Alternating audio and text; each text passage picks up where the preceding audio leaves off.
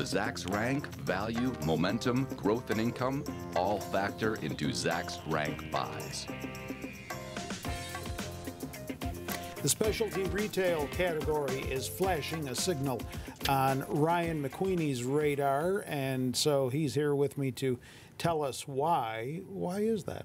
Well, I think retail is an interesting story right now because despite everyone knowing from really the summer on that we were in store for a really strong, impressive, in many ways historic holiday shopping season.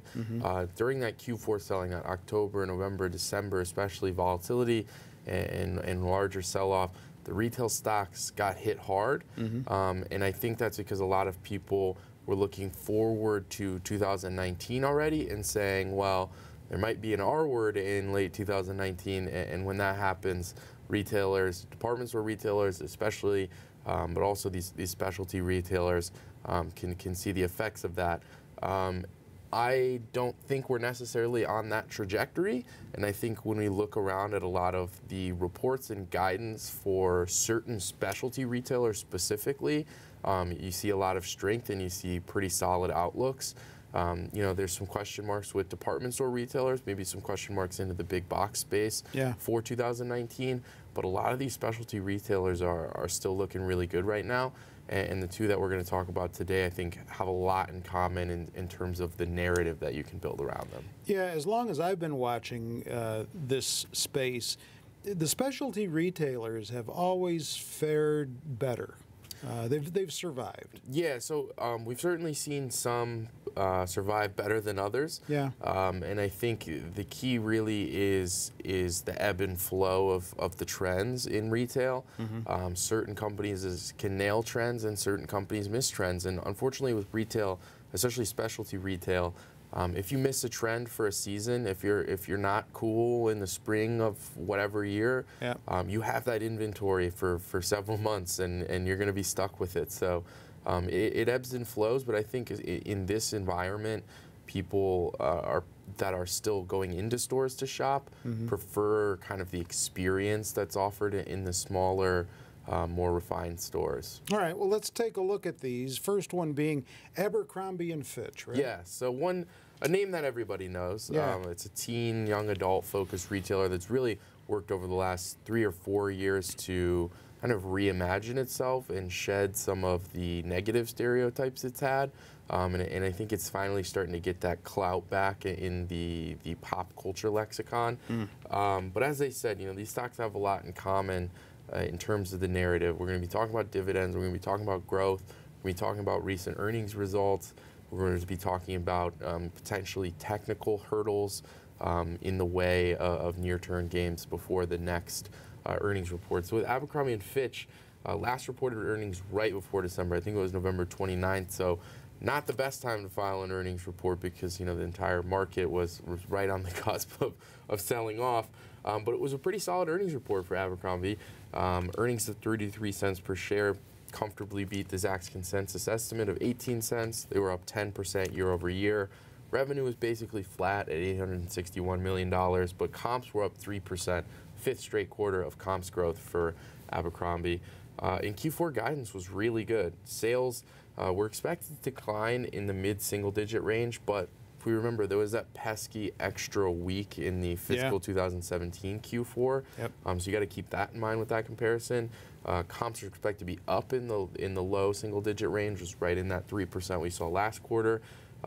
Earnings basically in line with previous guidance, likely to finish fiscal 2018 with EPS growth of around 40% on the full year. And then we're looking for that to continue. 2019 right now, our Zacks consensus is calling for just 3.5% in EPS growth, but given the strength of recent results, the strength of the recent beats, I'm optimistic that guidance could come up when the company reports here in a couple months still. That being said, the dividend, we're growth and income stocks interested on this program.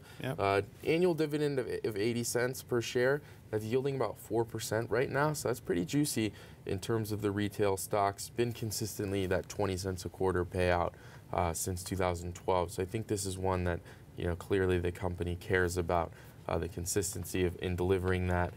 We can take a look at the chart, though. I have this, as I mentioned, we're going to be talking about these technical hurdles, and I'm seeing a potential issue here for Abercrombie and Fitch on the technical side, and we can kind of see it coming. We had this, months of support, strong support here on the 50-day. Then we start chopping up and down over and under the 50-day. And then we finally break below it, and then we break all the way down here below the 200-day.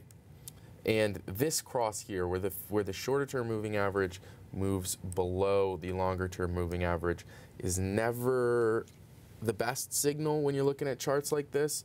We do see that end up bottoming out here right before the earnings report.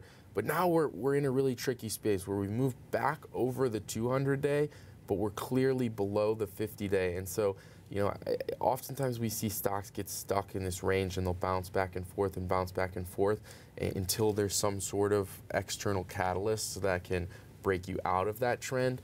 And I don't know if we'll get something like that until the next earnings report.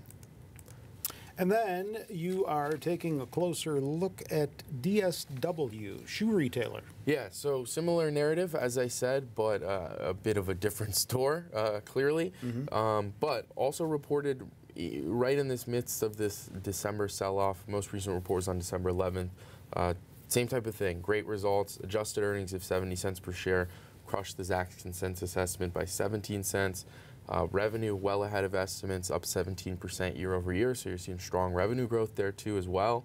EPS estimates for the holiday quarter did move down, falling all the way from the 21 cents per share expected 60 days ago to just 3 cents per share now. So that's not the trend we like to see for the holiday quarter, which is of course very important.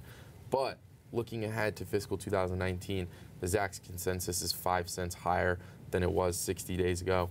We like that. We're now looking for 10% EPS growth in 2019. That's going to be on top of the expected 16.5%. That's where we expect to finish for fiscal 2018. Same thing, really healthy, consistent dividend. It's $1 per share on an annual basis right now. That's yielding about 3.8%. Wow. And it raised that by 5 cents per quarter in 2018. Will we see another dividend raise? That could be the type of thing that gets investors really excited. We're looking for earnings in early March with this company, so we'll probably see around then.